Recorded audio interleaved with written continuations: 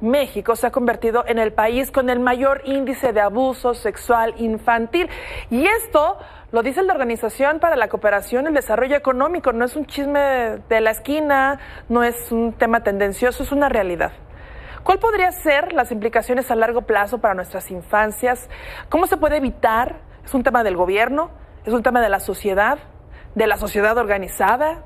¿De quién es la responsabilidad o cómo trabajamos en conjunto? Para ello, saludo con mucho gusto a María Fernanda Lazo, ella es vicepresidenta del patronato de la Fundación Vida Plena, que opera Corazones Mágicos. María Fernanda, ¿cómo estás? Buenas noches. Liliana, ¿cómo estás? Un saludo muy cariñoso a ti y a todo tu público. Muchas gracias por la invitación. Muchas gracias. Oye, María Fernanda, aquí hemos tenido muchos temas del abuso sexual infantil y hablamos sobre diferentes ramas. ¿Cómo trabajar en coordinación?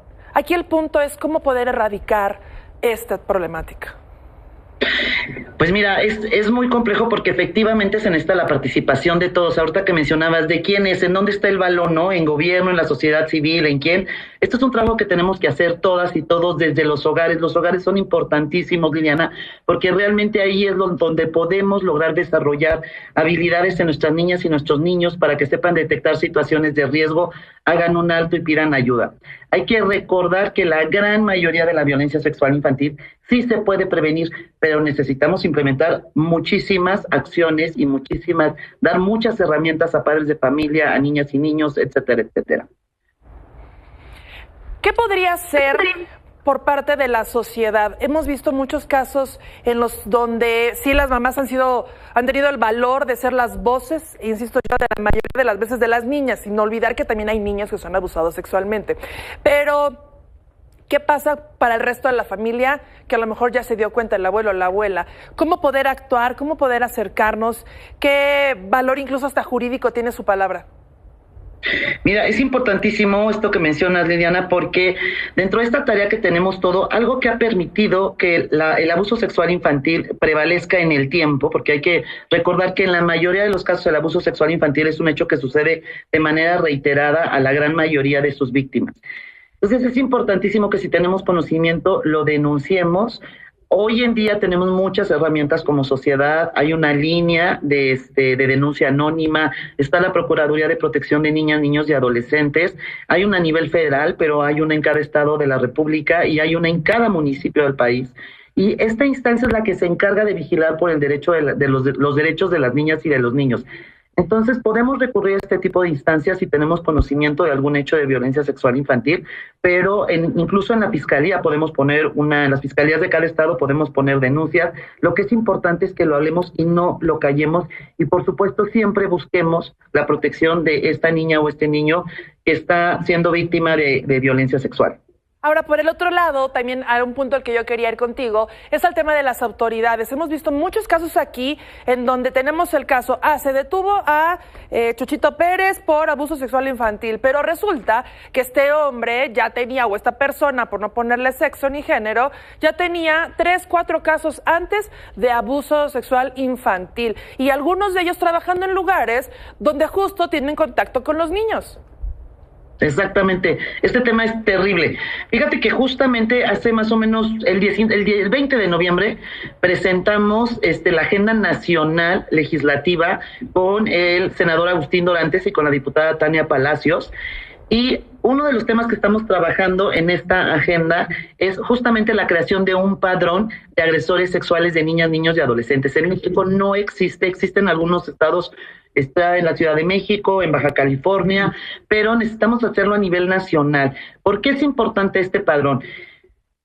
Puede ser un mecanismo muy útil para acelerar los procesos jurídicos. ¿Por qué? Porque puede ser una herramienta donde lo consulten, ya sea personal dedicado a la procuración o a la impartición de justicia, para ver si esta persona tiene antecedentes. Pero por otro lado, lo que comentabas hace un ratito, que es muy, muy importante, es que, por ejemplo, un maestro que abusó sexualmente de una alumna o de un alumno nunca, aunque haya concluido una sentencia, nunca debe de regresar a trabajar con niñas y con niños. Entonces, este padrón nos puede ayudar porque puede ser también una herramienta, por ejemplo, para escuelas o para instituciones que trabajen con niñas y niños, para preguntar si esa persona que va a ingresar a trabajar con ellos nunca ha estado pues inscrita en este padrón, ¿no? Incluso que sea como tú vas y solicitas, por ejemplo, tu carta de antecedentes no penales, que te pidan para entrar a un lugar de trabajo, que te pidan tu constancia de que nunca has estado inscrito en este padrón de agresores sexuales. Yo espero que este padrón sea una realidad. Nosotros, bueno, en Corazones Mágicos, que es un programa especializado en la atención de la violencia sexual infantil, hemos estado peleando por este padrón durante 9 años en el estado de Querétaro y también hemos hablado de él a nivel nacional. Urge, esta es una herramienta que urge a nivel nacional. Hay países como El Salvador que la tienen, como Nicaragua, muchos países lo tienen y nosotros no contamos con él y es una herramienta muy útil. Esto desde el Poder Ejecutivo y desde el Poder Primero Legislativo sería de gran utilidad para prevenir más casos de violencia sexual infantil. Oye, para finalizar, yo no entiendo... y tú que has estado en este tema, impulsando este tema del padrón, 9 años, por ejemplo, en Querétaro, o sea, ¿por qué no? O sea, ¿cuál es la excusa para que no haya un consenso y se olviden un poco de los partidos políticos en un tema que me parece de la importancia? Porque tal vez el 100% de los legisladores que han tenido que tocar este tema, si no son padres, ¿de qué menos si son tíos o de qué menos si tienen una hijada? Claro. ¿Por qué no? Fíjate que uno de los temas es cómo va a operar el padrón y qué instancia se va a encargar de ese padrón y el tema del presupuesto, que francamente creo que no hemos podido darle pues justo en el punto para que ya proceda. Claro. Yo tengo esperanza en esta nueva legislatura, tanto en la nacional como en la de Querétaro, de que sí ya va a salir, porque además ya hay un antecedente con el padrón de deudores alimentarios. Sí. O sea, ya existen muchos padrones en México. También una de las cosas que pues impide a veces esta creación del padrón es el tema de que no se vayan a violentar los derechos humanos, ¿no? Pero fíjate que de hecho la semana pasada estuve en reunión con el fiscal del estado de Querétaro, está muy interesado en la creación también de este padrón. Entonces yo tengo esperanza de que ya salga en este próximo año, espero, Liliana. Sería un gran logro, sí. Y es un gran regalo para nuestras niñas y nuestros niños. Sí, claro. O sea, en Querétaro, como bien lo mencionas, a nivel federal, pero... Exactamente. Me encantaría decirte que en abril, que es el Día del Niño, les demos eso de regalo a nuestras niñas y nuestros niños. Pues ojalá que tengamos una entrevista contigo en abril, tal vez antes, y que nos des esta buena noticia, porque me parece que no debe de haber una excusa cuando una persona ha violentado una vida en la infancia. Los derechos humanos ahí... Me vuelvo muy radical, Marifer, perdóname, pero me parece que ahí esa persona ya ha renunciado a tratarlo como un humano. Entonces... Pues sabes además que el tema bien interesante es que dónde queda el interés superior del menor, ¿no? Que ese es un eje rector que lo tenemos reconocido en la Constitución y no le estamos dando la atención necesaria. Habrá que tocar ese tema. Yo te agradezco mucho que nos regales estos minutos y vamos a estar. Cuenta con este espacio para darle voz a todo este tema.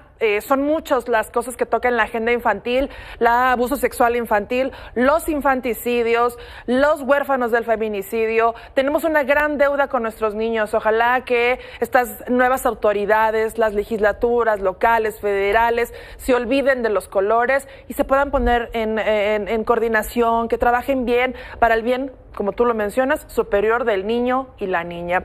María Fernanda, perdón por la confianza, María Fernanda Lazo. No está perfecto, Liliana, te agradezco mucho la confianza. Pues muchísimas gracias, ojalá que podamos seguir en contacto para tocar este tema. Por lo pronto, buena noche. Claro que sí, estoy. Muchas gracias. Hasta pronto.